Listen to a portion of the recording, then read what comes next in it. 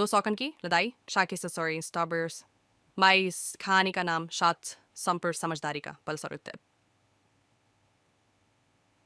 रामू एक छोटे से गांव में रहता था। वह मेहनती किसान था और उसकी दो पत्नियां थीं, सीता और राधा। दोनों पत्नियां एक दूसरे से बहुत अलग थीं। सीता शांत और समझदार थी, वहीं राधा चंचल और जल्दी गुस्सा होने वाली।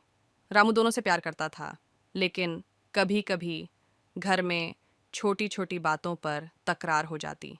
एक दिन खेत से लौटते समय रामू ने सोचा, क्यों ना एक परीक्षा ली जाए कि कौन सच में मेरे सुख दुख की साथी है। अगले दिन उसने झूठ बोल दिया कि उसकी फसल पूरी तरह बर्बाद हो गई है और अब उनकी कौन सही है, पूरे के पास कुछ बिचा बाइडर भी आई है, नया पड़ी या नाई। राधा ने तुरंत गुस्से में कहा, अब क्या करेंगे, मैं तो अपने मायके चली जाती हूँ। लेकिन सीता ने रामू का हाथ थामते हुए कहा, कोई बात नहीं, हम फिर से मेहनत करेंगे, जब साथ हैं तो सब ठीक होगा।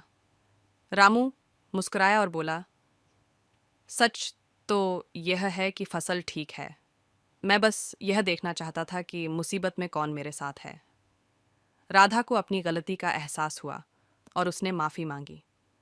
उस दिन के बाद तीनों ने मिलकर अपने छोटे से संसार को और सुंदर बना।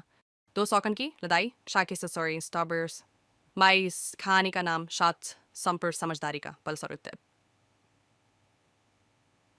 रामू एक छोटे से गांव में रहता था। वह मेहनती किसान था और उसकी दो पत्नियां थीं, सीता और राधा। दोनों पत्नियां एक दूसरे से बहुत अलग थीं। सीता शांत और समझदार थी, वहीं राधा चंचल और जल्दी गुस्सा होने वाली। रामू दोनों से प्यार करता था, लेकिन कभी कभी घर में छोटी छोटी बातों पर तकरार हो जाती।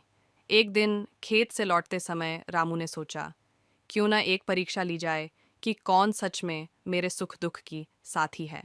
अगले दिन उसने झूठ बोल दिया कि उसकी फसल पूरी तरह बर्बाद हो गई है और अब उनकी कौन सही है, पूरे के पास कुछ बिचा बाइडर भी आई है, नया पड़ी या नाई। राधा ने तुरंत गुस्से में कहा, अब क्या करेंगे, मैं तो अपने मायके चली जाती हूँ।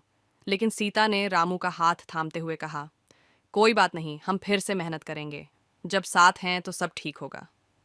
रामू मुस्कुराया और बोला, सच तो यह है कि फसल ठीक है, मैं बस यह देखना चाहता था कि मुसीबत में कौन मेरे साथ है। राधा को अपनी गलती का एहसास हुआ और उसने माफी मांगी। उस दिन के बाद तीनों ने मिलकर अपने छोटे से संसार को और सुंदर बना।